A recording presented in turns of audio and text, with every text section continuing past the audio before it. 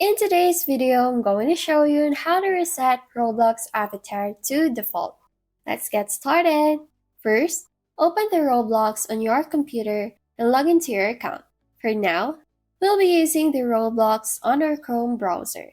Once you're logged into your account, click on the avatar section on the left side panel. You'll see here your avatar.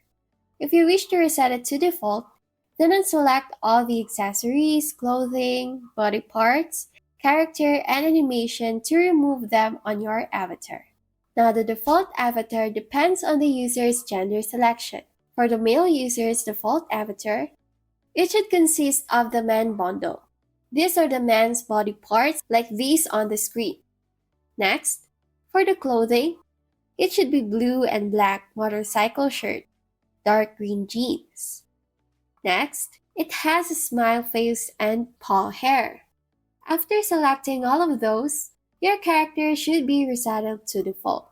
Now, if you're a female user, then your avatar should consist of the woman bundle, smile-faced, chestnut blonde, gray striped shirt with denim jacket, and pink jeans.